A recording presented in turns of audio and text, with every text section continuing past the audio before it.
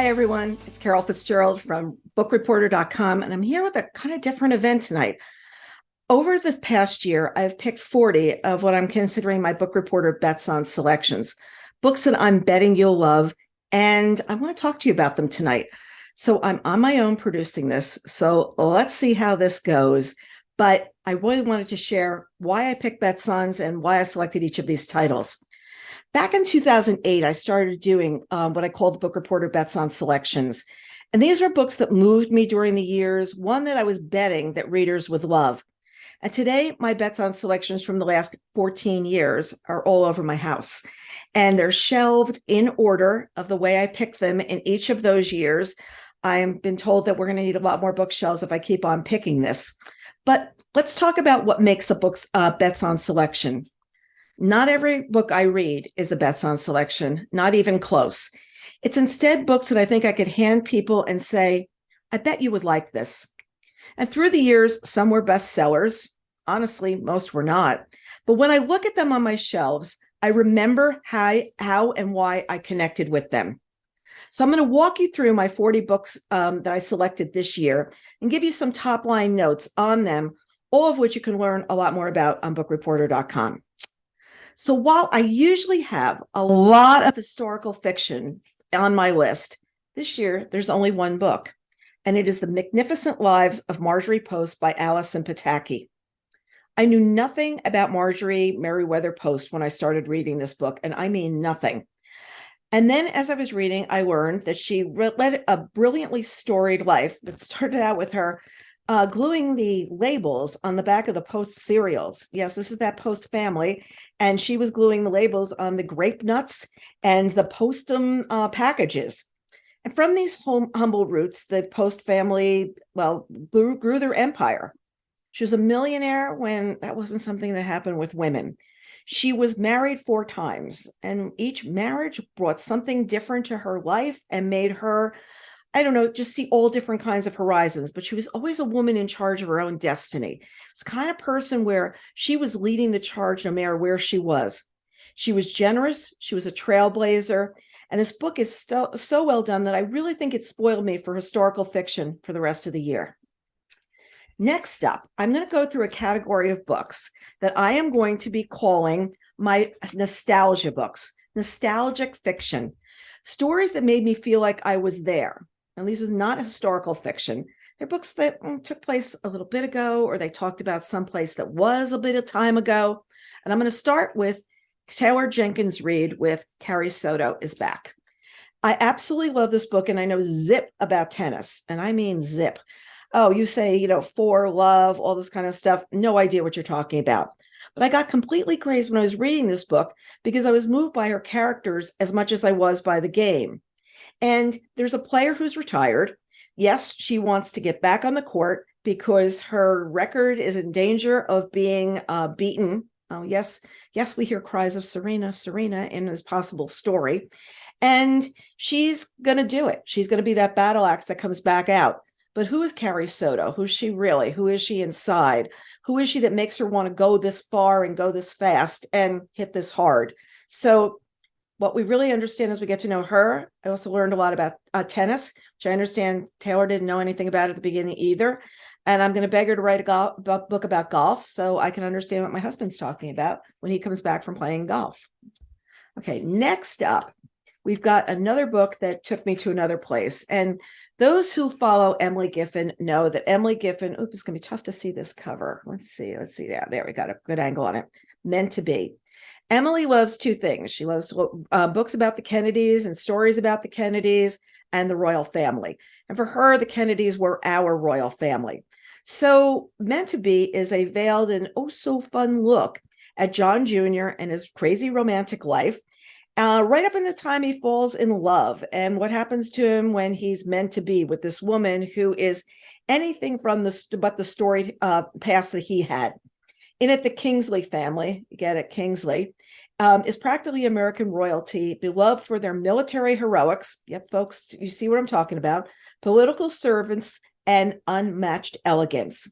So when Joseph S. Kingsley III, you're following me, right, is born in 1960, well, he's going to inherit that big mantle from the family, but he really doesn't want it.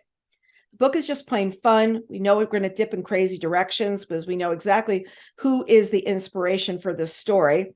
The media is going to be all over them. They're going to be crazy, romantic, and embarrassing moments.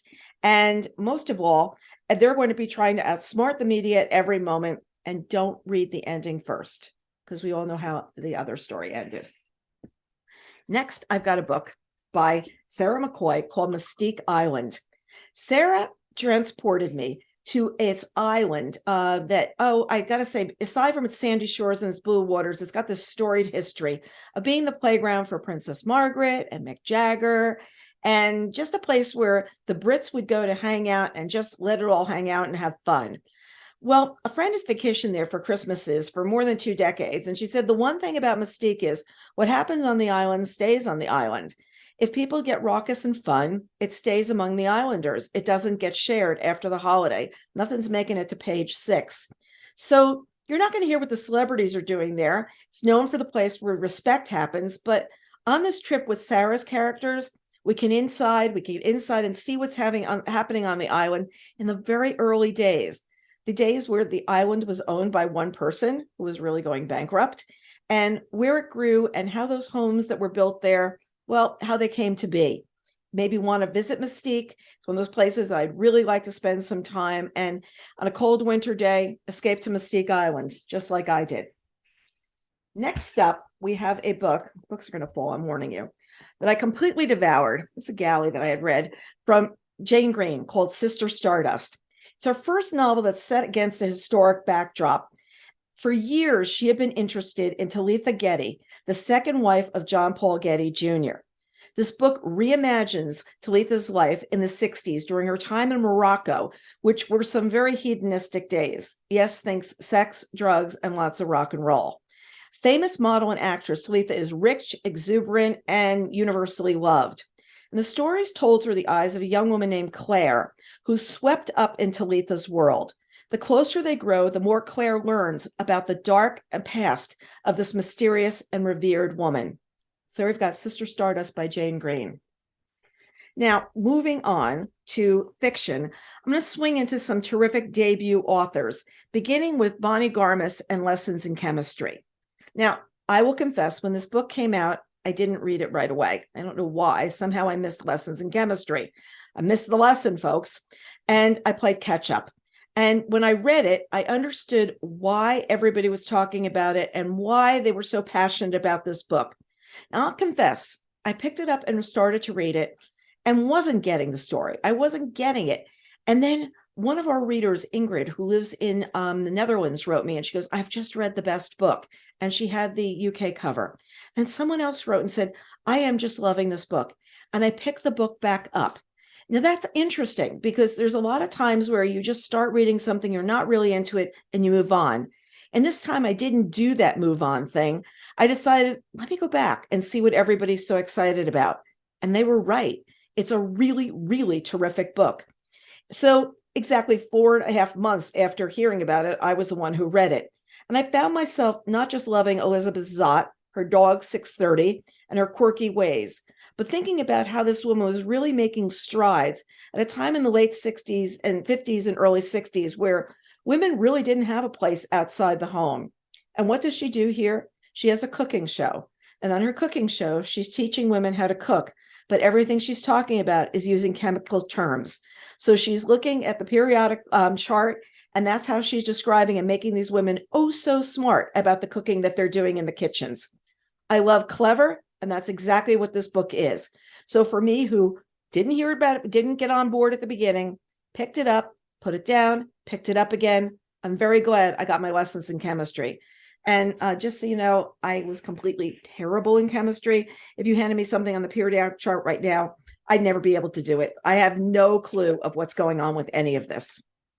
So next up, I'm going to talk about Black Cake, which is from Charmaine Wilkerson. Absolutely loved this book. And I love it for a very, very different reason. I'm going to say I devoured it, pun intended. It's set in a very interesting way. It opens in California, where Eleanor Bennett's death leaves her 2 children, Byron and Benny, with a very non-traditional inheritance.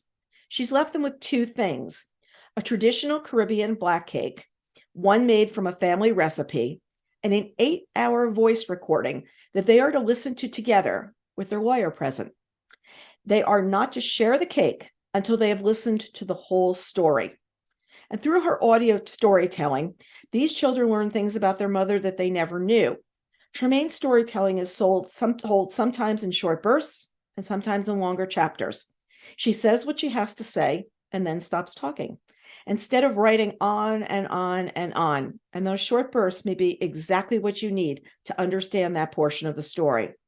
I left loving this story, and it's very mixed up family. Can you see the woman on the front cover of the book? I missed that the first time around, folks. And yes, I tasted some black cake with my book group. I confess that the one that we bought was not our favorite, but I think we'd have to give it another try with somebody who is actually making an authentic recipe just for us. Now, through the years, I've read many books that took place at beaches, many. But I don't remember one set in a New Jersey beach, because here in Jersey, where we're from, we don't go to the beach, we go down the shore. So here we've got The Shore, that came from Katie Runde. It's set at Seaside Beach, a beach town that I know well. And it's actually well known to her as well because it's where she grew up. And this is not the exact characters or anything that happened to her at the beach. She borrows from her own life for inspiration. Growing up on a shore town means you work all summer and then you wait for September for the tourists to leave so you get your beaches back. And you work more than one job and you hustle, hustle, hustle, because in the off season, the shore becomes yours again. It's a special kind of paradise. And here we get to know this family at a really tough time. The dad is ill, the mother's stressed out. The two kids are trying to be teens at a time where their family's got a lot going on that they really don't feel that they can deal with or measure at this point. And they're not sure what's going to happen next. And we get to live with them and see how they figure it all out at the shore. And for all of us who go down the shore, so glad we have a book that's set in New Jersey. Next up is a book that was contracted to be written 20 years ago. Seriously, folks, when I heard this author interviewed, couldn't believe it. It was 20 years ago that this author started and stopped writing a number of books before she wrote Fellowship Point. Alice Elliott Dark has pulled together a book here that is not slim in size, but is beautifully written and a story that you want to not just read, but you want to savor. I found that I was slowing myself down to read this book, which is something that's very different for me because I usually read very quickly. I'm usually on a quick pace and I want to get something finished. And with this book, I was following that a week went by, a second week went by, and I was still reading the book because I was really listening to the language and the way she was writing, and it was just beautiful. So here, what do we got? We've got two very different women. Agnes Lee is an author. She's now in her 80s, and she's best known for a children's book series with a young girl named Nan. But unbeknownst to anyone, she's also the author of the best-selling Franklin Square novels, and she's got one more story there that she wants to tell. Her childhood friend is Polly Wister, and Polly's very well off, and she's got a husband that is super demanding of her, and she sort of has her family is her life. That is what ends up happening. And as a result, they have very, very, very different worlds, except for the summers where they go up to Fellowship Point, where they both have houses that have been in family for generations. With these families have owned these parcels of land. And there's a moment now where developers want to come in, and you see where this is going. Where's the legacy of this family going to be? Is the land going to be something that is sold so that these people can just come in and do whatever they want? Or are these people going to be able to preserve this land and what happens with it? Well, Polly is going to have to be the one that helps make this happen. Agnes has already made her decision, but Polly's family does not exactly want what Agnes wants. So what's going to happen and what's going to happen at Fellowship Point? Like I said, folks, beautifully written. Didn't get a chance to interview Alice this year. I am planning to interview her when the paperback comes out next year because I want to hear more about this book. Now, some books about families made my list, and that's because the books almost just fell over everybody. So let's start with Mad Honey by Jodi Picoult and Jennifer Finney Boylan, which has a really interesting origin. This is a great cover. Okay. In 2017, Jennifer Finney Boylan had a dream that she wrote a book with Jodi Picoult, and she tweeted about it. Jodi got wind of it and said, let's do it. And it took them some time to get around to writing that book. And previously, the only co-writer that Jodi had ever had was her daughter, Samantha Van Leer. So what they created together is a novel that takes on an issue, as Jodi's books always do. At the same time, it blends the experiences that Jennifer knows all too well, as she is transgender. So in this book, Asher and his mother, Olivia, have moved back to her hometown after her husband turned their marriage into shambles. I mean, it's just really a mess what she's been left with. And there she takes over her father's beekeeping business. And folks, if you want to learn about beekeeping, there are tons of details in here. This book was shipped to me with honey and all kinds of pieces of information about honey and beekeeping. I don't think I could be a beekeeper. I'm still terrified of bees, but by the same token, I learned a lot about exactly what the bees' lives are like. And you're reading that up against the story that's being told here as well.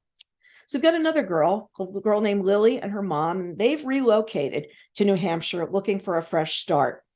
Asher and Lily become fast friends, and then they become more than friends until one day when Olivia gets a startling call. Lily's dead, and Asher is the prime suspect in the murder. And from there, the story twirls readers in all kinds of directions. What's happened? What are we talking about in this story here? And how are we having this discussion in such very, very, very meaningful way? So there you've got Mad Honey. Next up, let's see if I can do this one more book before everything falls down, because you know that's going to happen, because I am definitely not going to be taking signals about this. When I read an advance copy of Vacationland by Meg Mitchell-Moore, I knew that I was going to be transported to a beautiful home on the coast of Maine, and I was there.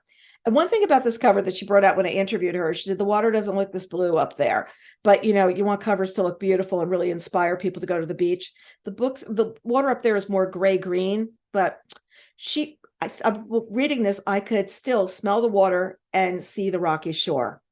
The book opens, a young woman named Christie's headed to Maine on a bus. She's got a backpack, $761, and a mission to figure something out.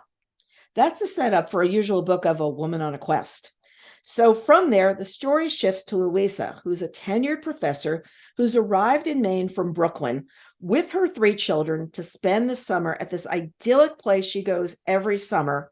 And she is going to spend time writing the thesis of this book that she was supposed to be writing while she was on sabbatical.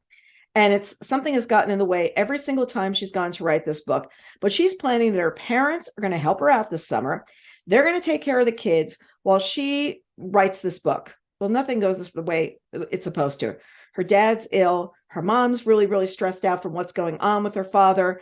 And everything is getting in the way of what's going on. And at the summer, all these people's lives will have changed. And they'll have changed in very, very interesting ways, including looking at life very, very differently once the story has been told. Next up, we've got Signal Fires, which is from my first Dani Shapiro book that I've read, and explain to me how I have not read her sooner. Yes, I know all about her book Inheritance. I know so much background on her, but I haven't read any of her books before. Look how beautiful this is. It kind of twinkles in the lights. I love this. Maybe this is in lieu of a Christmas tree. I can do this. No, joking. I really have it already set up.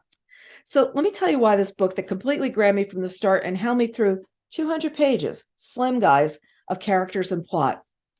The book's set on Division Street, a quiet suburb block in Westchester County, New York. It opens in 1985. An accident happens that night on the street in front of this house when Sarah Wilf has too much to drink, and she tosses her car keys to her younger brother, Theo, so he can drive. Their passenger in the front seat is Misty Zimmerman, who dies when Theo loses control of the car and hits the oak tree on their front lawn. The family pledges secrecy. They're not going to talk about this. As far as everyone's concerned, the person that was driving that night was not Theo. So they do the secret, but by the same token, it starts eating away at them, eating away the guilt that they feel. It's going to be one of those things that is going to definitely make them at the same time wonder, what are we really feeling here and what is really happening? At the same time, about a couple of years later, when these children are more grown up, their father, who's a doctor, will deliver the baby who's born across the street. Mother won't have time to get to the hospital. He will be summoned. He will run over and deliver this baby. And for the rest of their lives, these people's families' lives are intertwined, and see what happens for them and with them. So signal fires also signals like, what are we looking at up in the sky? Because the young boy in this story is actually transfixed by looking up at the universe and figuring out what's going on. And at the same time, let's all figure out, well, what does it mean when you really know your neighbors across the street? How much do you know about them? I knew people when I was growing up, but how much did I know? How much do I know about the people now? And how do our lives come together at any single point? Now I'm going to talk about some books that also have to do with mothers and sons, as those last two did. And in The Good Son, Jacquelyn Mitchard, who I've read many, many, many books by, including, remember years ago, The Deep End of the Ocean, the first Oprah pick? Well, in this book, it opens with Thea Demetrio at the prison gates, waiting to pick up her son, Stefan, as he is released from prison. It's a brilliant cold open with this line: I was picking my son up at the prison gates when I spotted the mother of the girl he had murdered. And she goes on to say, 2 independent clauses, 10 words each, joined by an adverb, made up entirely of words that I would once have felt imaginable to think, much less say. And from there, we watch as she and her son go through the dance of rebuilding their lives, not just his, but also hers. The woman who was scorned at the supermarket as she was walking around because she was the mother of the son who had murdered the girl. And all this time questioning, is he really guilty of what everybody said he was tried and convicted of? So here we've got The Good Son. So far, it's a big miracle. Wow. Okay, next up, we've got a book by a woman who I have known for a very long time. We worked together at Mademoiselle magazine, and I've long enjoyed Sally Koslow's writing. So we can get a good angle on this. The light sometimes hits these things at the wrong places. Maybe we should do on this side. Maybe a little bit better. Now let's go back to here. Okay, so this is another great read. It revolves around 3 women, and I hadn't thought about this much. The first is Veronica Tobias. She's the matriarch of the family. A psychotherapist, she sets a very high bar for everyone who comes in her sights. She has lovely dinners, impeccable outfits. She doesn't know the meaning of the word casual, and she has a very exacting nature about life. The second is her daughter-in-law, Mel, who's also a therapist, albeit she doesn't have as many degrees as Veronica, which is duly noted all the time. And then Mel has this more artistic nature. She's more of a free spirit. The third, Mrs. Tobias, well, she's Birdie, and she's married to Mika, who's Mel's son, and her daughter is Alice, a very doted upon little girl. At the start of the book, Mika has done something illegal that he tries to hide, but how each person in the family reacts to what he's done is part of the story of the real Mrs. Tobias. And from there, you just see how each person reacts in this situation. Next up, I've got, sometimes you just have to sit and laugh. And I am telling you, sometimes you just need books to make you laugh. And I've got 2 that did that for me. First is Tracy Flick Can't Win by Tom Perrotta. Now, I had never read Election, and I didn't read it before I read this book. And this is actually the sequel to Election. And many of you remember it because Tracy just can't win. She can't win the election at her school, and nothing has gone right for her. Well, in life, not a lot has gone right for her as well. And she's back in that high school where she is in line to become the next principal in a small town in New Jersey, where the reigning principal, Jack Reid, has announced his retirement to explore the country with his wife in a Winnebago. The mornings where he test drives driving the Winnebago around town are pure fun. And then, well, it looks like Tracy has it all nailed. And then, well, in Perrotta's hands, the story flips around again and again and again. Who's going to get the job? There are many laugh out loud moments. And more than that, I'm in all of his storytelling because it's both comic and so truthful. He shifted the story from chapter to chapter, which ramped up the pace and the action, and I kept reading. And he made me question the town heroes as well as those with all the power. But in the end, doesn't everybody feel like they just got their due? And at the end of this book, is that what happened? I just read that Reese Witherspoon, who starred in Election, has signed on to reprise her Tracy role for the film adaptation. So Tracy Can't Win will be back with Reese Witherspoon, and it should be just as funny as first time around. Now, Never Meant to Meet You is by, got to do this one right, Ollie Frank and Asha Humans. And this is their second book. Their first book, Tiny Imperfections, was a 2020 Bets on Selection. Remembering how funny it was, I could not wait to see what they would write next. And from chapter 1 here, I had myself laughing. And friends are calling me as they read it to say the same thing happened to them. Here we've got Marjette Lewis is a kindergarten teacher in a Tony private school. Right before the school starts, Marjette's next door neighbor, Noah Abrams, loses her husband, and Marjette is not quite sure what to do. This woman is sitting Shiva. And wow, if that means people are gathering together. And Marjette knows what to do when people gather together. So she fries up some chicken and she brings it next door. And it must be the first time that fried chicken was served at Shiva. And she walks in there and she's immediately pulling the blankets off the mirrors because she thinks these people didn't have time to clean up, because she knows actually none of the Jewish traditions, because this woman is a Baptist Black woman and she's got her traditions as well. So you've got these two people living next door to each other. We're also, the entire time in this story, we're in Marjette's head. So we're not just hearing what she's saying, we're hearing what she's thinking and the stories that she's telling and how she feels about every single thing. Like she's worried about her son that's home with his girlfriend, who she convinced is going to make him a baby daddy. And it's just one really, really interesting, funny story after the other. But who does she meet at Shiva? She meets Noah's brother, who's smoking hot. And then she soon learns that first day of school, Noah's daughter is in the class, this little girl who's just lost her father. So now we've got the hot brother that a couple other mothers who are divorced in school were after as well. But let's just roll in here that she also loves some of his recipes. And can he cook as well as she can? And what is the spice he's putting in that dish? And what is exactly going to happen with this little girl and this family and her son, who's going off to college soon? And did she really register him to take that AP test yet? Lots of fun. You live inside her head. Sometimes you've just got to laugh. Now, there were two books I missed when they came out in hardcover, and I read them in paperback. And it's kind of like, when I do that, I say, oh gosh, how did I miss this book? Because it's on my shelf. I mean, I was reading the early galley. I had the galley there to read, but time got in the way.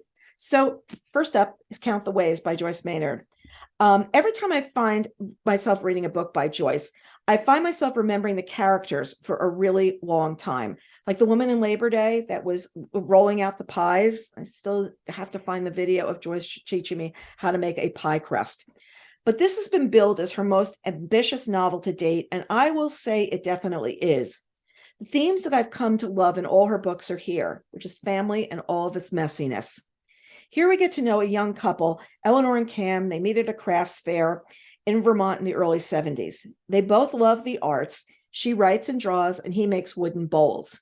I confess that right from the start, I was wondering how Cam was going to ever support a family making these wooden bowls, but it took her a lot longer to figure it out. It ends up that Eleanor did learn the same thing, and they go on to have 3 children, 2 daughters, and a spirited little boy. And life's really good for them. And while everything is not perfect, family is a thing that's holding them together. And then their lives are shattered by an accident that harms one of the children when Cam should be in charge and be watching them. And that causes an irreparable strain on their marriage. Their marriage is then so frayed. And as the decades go on, the family drifts apart and then comes together, only to be ripped apart again. We smile with them, we ache with them, and we see in them the reality of what life is, messy and unpredictable. I'm happy to share that I heard that Joyce is working on a sequel to this book, and I think that all of us are ready to see that the people that we know from Count the Ways and what more can we learn about them now. And last in this group of books is Three Umberger's Honor. I first discovered her work back in 2006 when I read a book called The Space Between Us. It was before my bets on days, but I can still tell you where that book is up on my shelf. I drew so much meaning from that book, and Honor once again is bringing me memorable characters and a lot to think about.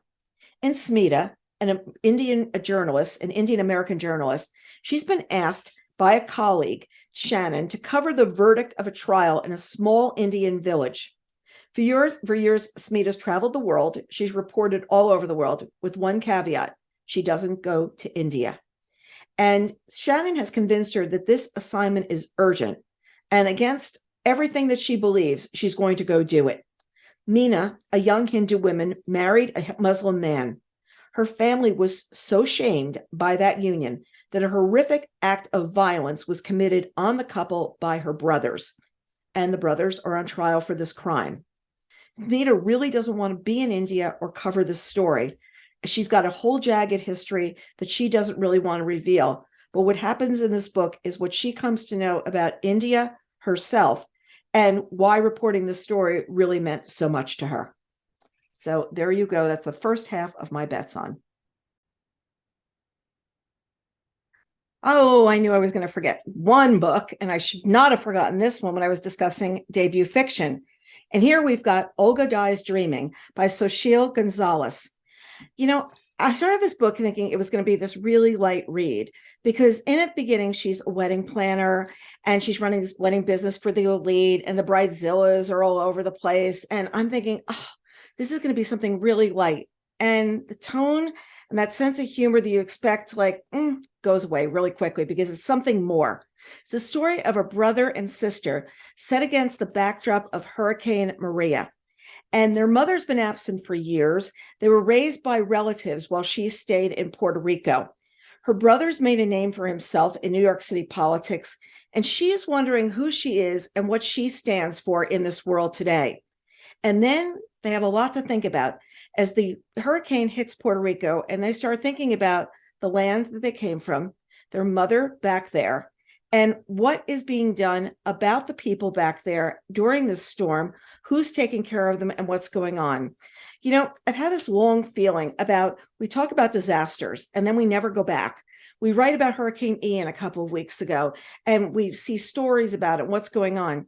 And the other night, the Nightly News actually went back to a town in the Midwest that had been hit last year by a huge storm, and they talked about what it was like for these people to be ravaged by this tornado that came through town.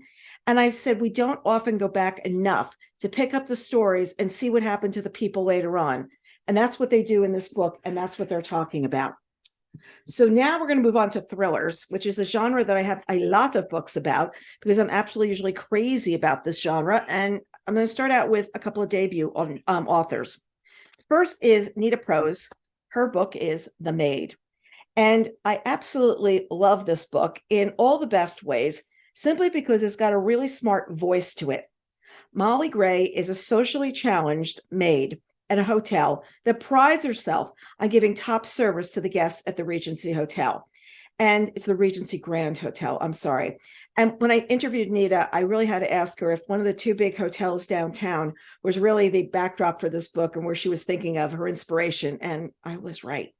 So one day, Molly, the maid, enters the suite of the wealthy and infamous Charles Black, and she finds him dead in his bed. All fingers are pointing to her as the killer. And so she is starting to unravel the mystery of what did happen to Mr. Black. And she has to free herself as a suspect. Now, Molly's life is kind of in the box. She's somewhere on the spectrum. She has a very exacting way of looking at everything. And she approaches each seemingly unsurmountable task by sharing what Gran would have told her. And they're the lessons that Gran has passed down, because Gran passed away a couple of months ago. And what's going to happen for Molly now as she tries to navigate life on her own? Is she going to make it, or what is going to happen for her? And I thought it's such a good story told really tightly. And it's based on something that happened one day when Nita walked back into her room and she was at an event and she forgot something and she walked back and the maid was there and she realized the maid knew everything about her and she knew nothing about the maid.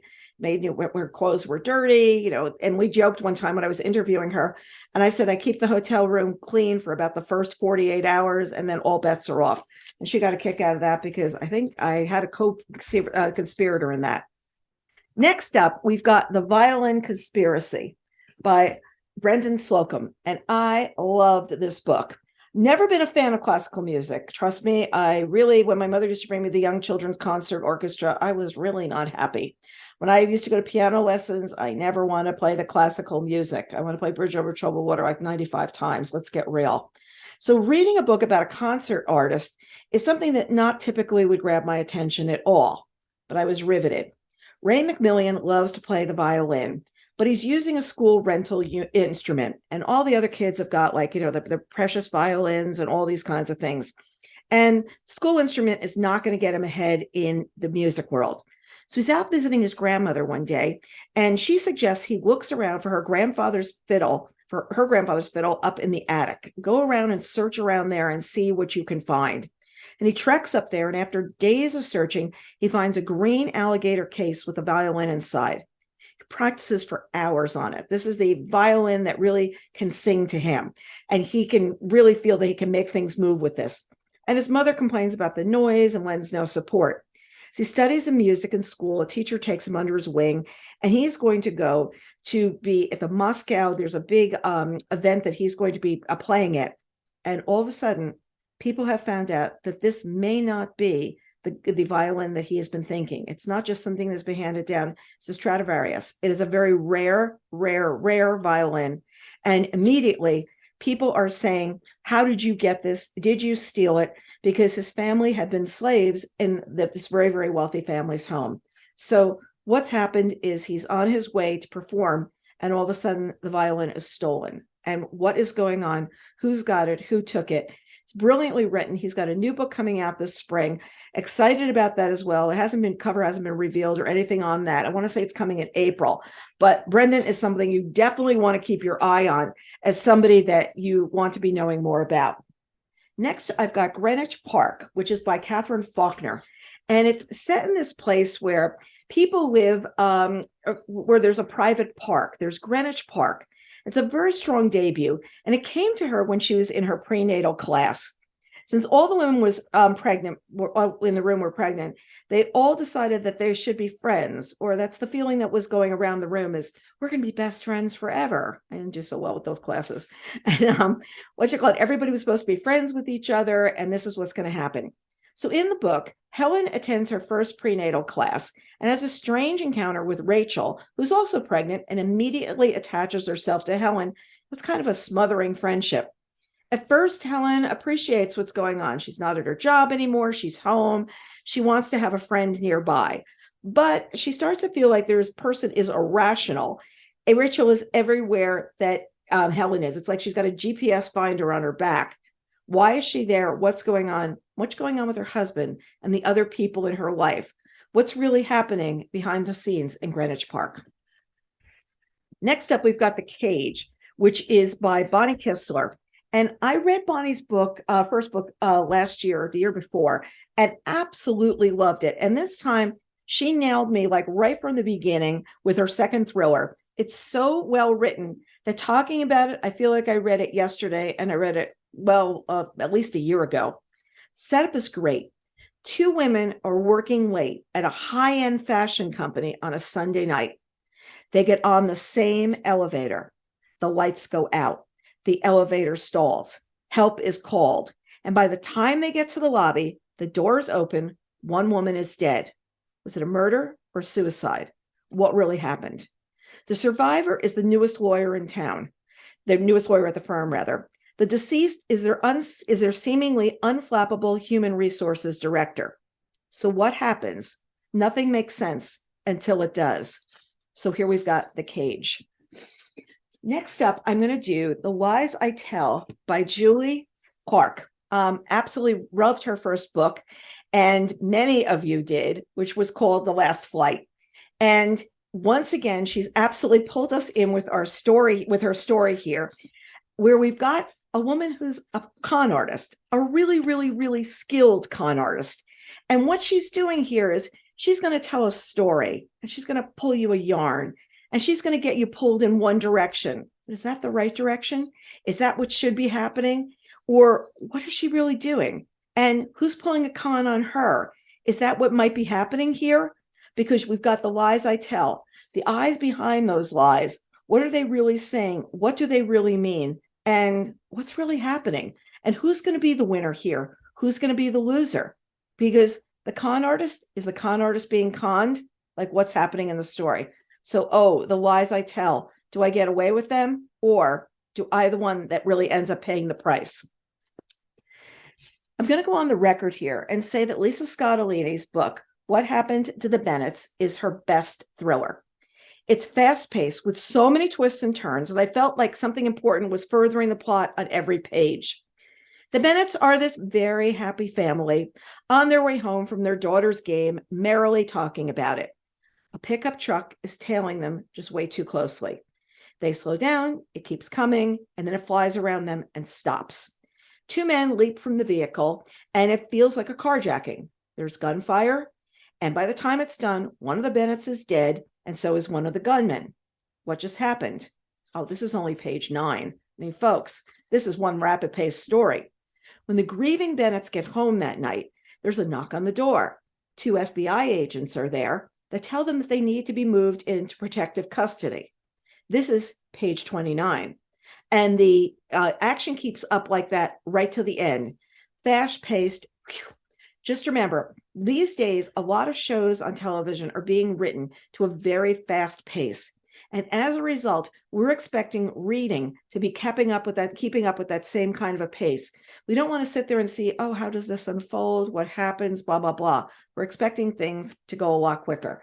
Think about that when you pick up a book that was written 20 or 30 years ago and see how the stories unfold. Next, we've got a book called The Lifeguards by Amanda Eyre Ward. And a number of the books that I'm writing, that I'm going to talk about next coming up, are about neighborhoods and what happens in a neighborhood to people. So here we've got The Lifeguards, and it's the story of these 3 women who drink probably a few miniature margaritas, but they've grown up with their boys together.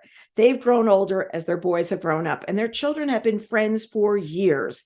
And the mothers one night are sitting out, having their margaritas, sitting and chatting, and the boys come home on their bicycles. They're not even old enough to drive.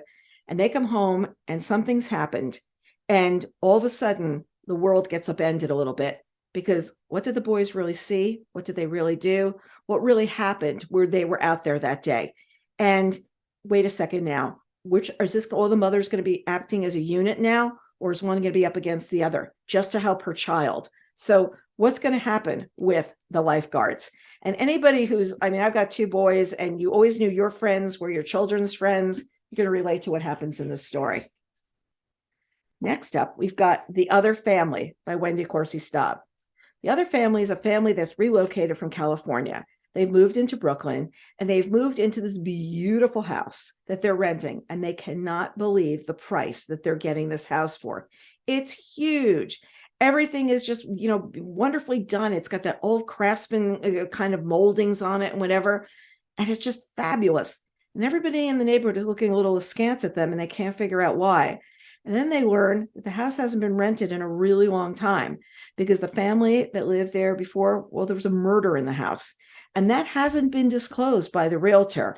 So who is the other family that was there before? And does it have any consequences for their family at all? So here we've got The Other Family.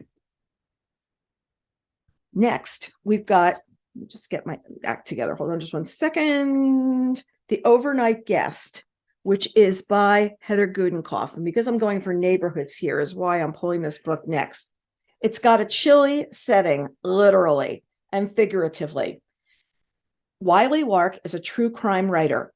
She's snowed in while she's finishing her new book in a house where decades earlier, 2 people were murdered and a young girl disappeared.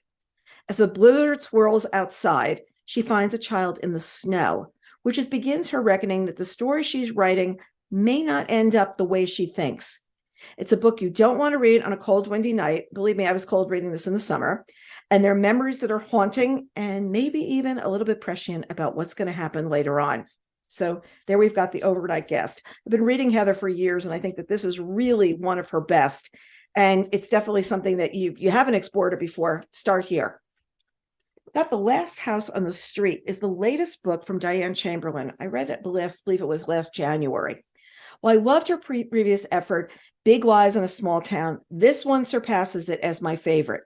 The novel takes place in the mid-60s during the heart of the civil rights movement and in the year 2010, because she's wont to usually write in two different time periods. Some of the characters overlap, which is not often the case with dual storylines. Here, questions can be answered by the folks who are still around, though whether or not they can be totally truthful remains to be seen. And what is it about this last house on the street? Why is everybody really objecting to the houses on this block and what that land meant to people? So, the last house on the street. I knew that was going to happen. Okay, the books fell. We knew that was going to happen, folks, at some point. You saw the way I was storing these here. You wouldn't believe it. Okay, next we've got Two Nights in Lisbon by Chris Pavoni. It's tough to talk about this book without revealing any of the plot, and it's going to keep you going right to the bitter end. I'm not going to spoil it for you, except to share that there are two very action-packed nights and days in Lisbon for the people in this book. We begin when Ariel Price wakes up in Lisbon and finds that her husband, John, is gone. They go out for coffee. They had a great last night with some really spirited sex, so there's a feeling that, well, their relationship hasn't gone awry. She searches for a note. There is none. She looks for reaches for her phone to call him. His phone is dead. She takes up all the usual ways to locate him: hotel security, the police, the American embassy. He was in town on business, but they had not talked about where those meetings were. She was there to sightsee and have fun, and they were both going to have fun once his business meetings were over, and he was going to catch up with her. The authorities question how much she does not know. Her conversation feels a little bit unbelievable to them. So what does happen on those two nights in Lisbon? Next up, we have Take Your Breath Away by Linwood Barclay. Now, this is a real neighborhood story that has me thinking about, those cameras that people have on the front of their house where they can spot everything that's going on. I have this thing that at night, there's some kind of a mugging or something happens in New York on the news. And they have this very shadowy picture of somebody up. And they said, can you help us find him? And I wouldn't be able to find that person at all. And by the next day, they said, we have him in custody. And it's because they had every camera on the street catching a picture of this guy as he ran down the block. And all of a sudden, a lot of news footage has become these camera images of people that are out every place. So that's what I'm thinking of, because it's really hard to be a crime writer these days. So Linwood had to really go deep to figure this out. Cell phones, GPS, all those other devices make it really hard to ramp up the plot, because we've got, in essence, spyware in everybody's hands and on everybody's front porch. So in Linwood Barclay's book here, Bree Mason has been missing for 6 years. She was home alone one afternoon. Her husband, Andy, was away fishing with his friend, Greg. And Greg is also his business partner, best friend, business partner. Bree's only visitor that day was an exterminator who had been called to see if there was a mouse in the house. Yes, a mouse in the house. And no one saw her after that. Andy's been the prime suspect for years, and he's really never been completely discounted. He sold the house. It was torn down. A new house was built in its place. And a woman comes up to the house one day and says, "What happened to my house?" And immediately every Ring camera catches it in the area, and they think it's his wife. His wife is back. Oh gosh, what really did happen that day? So Andy's now living with this new woman, Jane, who doesn't know anything about what's happened with his first wife or with his wife, and doesn't know anything that's going on. He's split his business with Greg. No one wants to be the would-be murderer in town. Everything's finally looking up, and this woman comes to town. So what's really happening, and what really happened all those years ago with the exterminator? I don't know. I don't want anybody in my house now. Okay, so for Sally Hepworth is one of my favorite authors, and I happily plucked her for her new thriller, her latest thriller. It's a new one coming out this spring, The Younger Wife, from my shelves and devoured it. The catalyst for the story here is one that came from her great auntie Gwen. It was a throwaway line from Gwen that got her thinking about the plot point that comes later in the book. Who is the younger wife, and what is going on in this family? It opens with a wedding. There's also blood. So from the start, we know things are not going to go well. And just how do these girls, the two girls that are this father's daughters, how are they going to greet this much younger wife? Do they really want her in their lives? They don't trust her. They don't really think she's all there for who they want for their father. But what's really going on? So what does the younger wife know? What does she not know? And what do these other daughters really want to do to keep their father away from the younger wife? And why is all that blood there? I don't know. You're going to have to go read it and figure it out. Doesn't everybody want to go out to a luxury place, a luxury cabin with a few friends? That's the premise of Lisa Unger's latest thriller, Secluded Cabin, Sleep 6. This special getaway had been planned by McCoy, who has become a tech mogul. It was a way to celebrate his sister Hannah's birthday. Our reviewer got it right that says this one's got a slow burn. Lots happens up in this cabin. Lots happened before the people got to this cabin, and suspicions are quickly going to surface. As you know, this beautiful spot is not going to be placid, warm, and any place that you really want to be secluded at all in Lisa Unger's skilled hands. So there you've got Secluded Cabin, Sleeps 6. Okay. Guys, I do have notes here. Believe me, I could not remember all these books. I'm really, really sorry. Well, Alice Finney crafts a good plot. What I always like about her writing is her twist of a phrase, which she does once again in Daisy Darker. As I read her thrillers, I find myself folding down one page after the next, where the writing gives me pause. There's a phrase there that just makes me think twice, or maybe 3 times. Her plotting aside, this is what makes me want to read one of her books, and Daisy Darker fits the bill for this. Not sharing that much here because I want you to uncover all these little Easter eggs of word joy yourselves. The book takes place on a spit of land that the family owns, which is inaccessible except for by boat for hours of the day. The family has gathered there to celebrate a grandmother's milestone birthday. But as the hours tick by, fate will find these family members, well, not quite in living positions, and all of a sudden cut off from the rest of the world by this water. How are these people going to start trusting each other, or should they? And what's really happening with Daisy Darker? What's really happened in this book? Hold on just one second. Okay, The Last Party is the third of Claire McIntosh's books Claire McIntosh's books that I've read. Her first 2, I Let You Go and I See You, were also bets on picks. Her latest is a smartly plotted work in which she juggles timelines and characters. Many voices tell the story. There are multiple twists, and it requires that you pay attention, a lot of attention. It's a bit of police procedural and psychological thriller, and the balance between the two is why it works so well. So The Last Party is held on New Year's Eve, and what's happened is the following morning, there's one of those polar bear swims, one of the things that I would never do, though I love to swim. Polar bear swim, and as people enter the water, what surfaces is a body. And right away, we know the body is the body of the man who founded the development where The Last Party was held. It's over in England. The body of water between there and Wales is where his body is found. And he's Welsh. And he actually developed this whole very, very tony place on the other side of the lake. And it's kind of thing where nobody really wanted this to be there. They wanted to not have these very wealthy people coming into town. But he decides to have this last party and invite everybody, the people from this small town in Wales, and everybody to come over to this big party. But he's got a lot that he's hiding, a lot that needs to be unraveled and figured out. And when his body washes up, well, let's just say that's only the beginning of what happened to him. Next, we've got The Things We Do in the Dark.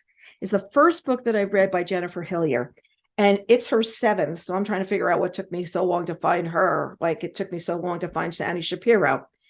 It kicks off with Paris Peralta in the bathroom with a straight blade in her hand and her husband dead in a bathtub full of blood. She's arrested, and her biggest fear is not being caught by this murder. She's worried that her picture will be plastered everywhere and that the past that she's so cleverly hidden will come back to haunt her, and with it, another murder that she could be charged with. So there's The Things We Do in the Dark. Next up Each time I picked up The Last to Vanish by Megan Miranda, I immediately found myself caught up in the town of Cutter's Pass, North Carolina, which sits on the Appalachian Trail. I felt the small town vibe where everyone knows everyone and everyone knows their history.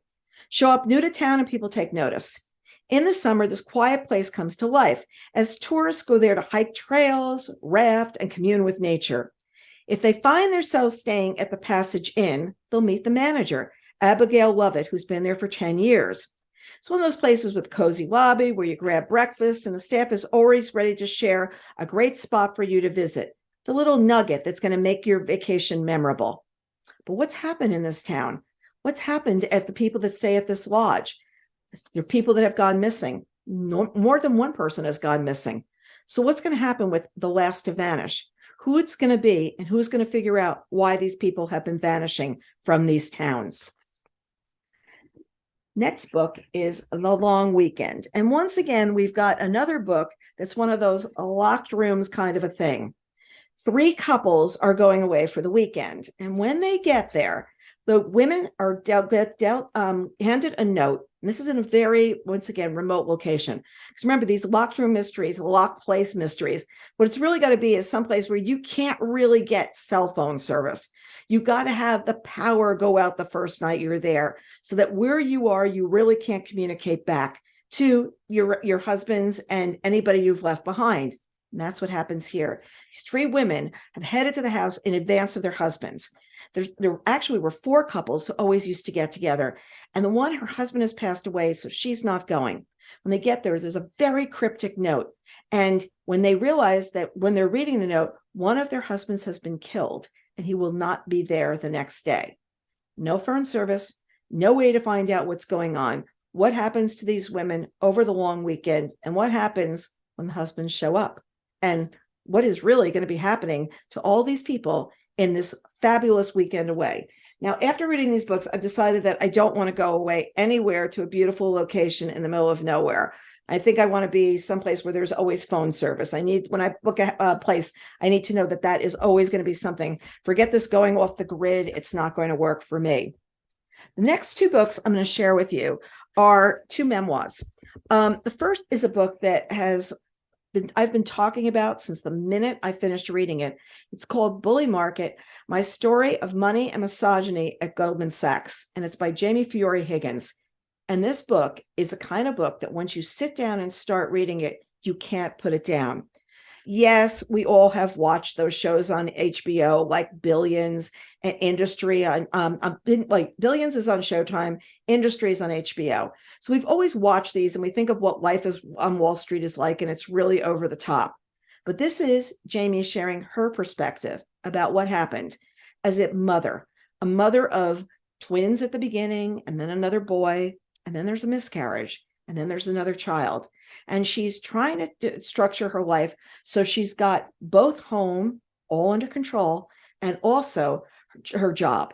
And the job is the thing where you're really being judged all day long. She doesn't feel judged as being a mother because her husband's doing a great job of staying home, helping with the kids. Sure, she's not there for bedtime every night, but she's reeling in the money, and she's really trying to make a name for herself because her parents, well, they really wanted her to do better. They were immigrants and they always wanted their children to improve their lives and do better. And that's what she's been doing while she's working at Goldman Sachs. But at the same time, she's popping Xanax. She ends up having an affair. She's drinking too much. And the whole scene is just going to be detrimental for Jamie. It's just not the best life for her. And one night something happens and it makes her decide that she's going to change. She's not going to be caught up in this whole let's make money kind of world. And she's going to execute an exit plan. And why she executes that exit plan, what happens to her along the way, is a story you'll find in Bully Market. The book club read it. We talked to her for 2.5 hours. Book clubs all over the country have been contacting Jamie and wanting to read this book. And it's not always people in finance. It's women in their 40s, women in their 50s, 60s, 20s, and 30s that all want to sit and talk about what work and life balance means, what money and life balance means. And more than that, why she told the story and why she's so honest about what she did. Financial Times has named her one of the 25 most influential women of 2022. And you read this, you know why, because she pulls back the curtain on everything that's going on. And after she wrote this book, she got many DMs from people saying, completely nailed exactly the way it is. So there we've got Bully Market. My last book is the saddest book I read in 2022, but also the most beautiful, probably short book that's going to stay with me. And it's going to stay with me the way many of those other books have, that you know that things aren't going to end well, but how is everybody going to handle life as it goes on? So here we've got a memoir by Rob Delaney. It's my final bets on of the selection of 2022. And while it's the saddest, it's the one I couldn't put down. I was getting up in the middle of the night and reading more pages. Rob's son, Henry, was diagnosed with a brain tumor when he was just a year old. And it doesn't look good. His family had moved from Los Angeles to London because he was working on a television show, and his wife, Leah, gave birth to Henry when they were there. For a while, their lives were just crazy busy. Everything was fun. And then they noticed that really he wasn't doing as well as the other children. He was vomiting a lot. He was really looking sickly. They brought him in. They found out that he had this tumor in his brain, and he actually was in the hospital for 15 months. And they talk about the healthcare system in the UK and how good it was for taking care of all the costs of everything that was being need to be handled for the family. But it's the diagnosis that changed their lives. And for a while, he starts to do really well. And his older brothers sit there and get some time to play with him and get some time to be with him. And then the tumor comes back, or a tumor comes back. And then the family has to make a decision. So they go back and fight it, those words that I loathe hearing when I hear people talk about cancer. Or are they just going to sit there and say, let's give him the best life he possibly can? What do they opt for? They opt for the latter. I'm not going to make a secret about what happens. It's not going to have a happy ending, but they're little kernels of moments, including the secret that they tell this little boy, that make your heart just swell and make you feel like you want to be there for people after reading something like this, when somebody's going through this kind of a tragedy, because you really get to see from the inside what's going on with people. I have to say that this is one of those books that it's slim in length, but by the same token, it's going to stay with me. And there are a number of books on my shelves that go into this category, and they're the ones that make me feel. And they make me feel like sometimes the things that we're worried about the most in life are not the things that we really should be worrying about. We should be enjoying every single moment we possibly have. And with that, on that very upbeat note, folks, those are my bets on selections for 2022.